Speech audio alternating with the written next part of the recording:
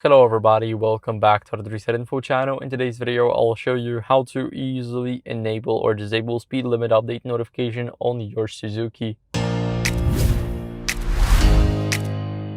So I am on the Suzuki e-Vitara. Now what are we going to do here is we're going to tap on settings. Once you are in the settings, we want to go to ADAS, and from here we want to tap on TSR.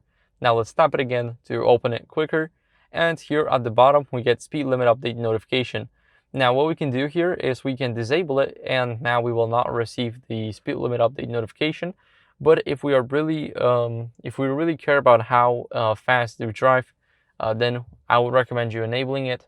And also make sure that if you use the TSR and you enable speed limit update notification, that you go over and change the excess speed warn method to at least visual only, or both visual and audible, so you can hear whenever the speed limit is changing. So that's it for the video. Thank you for watching. If you enjoyed it, then make sure to leave a like, subscribe, and I'll see you in the next one. Bye.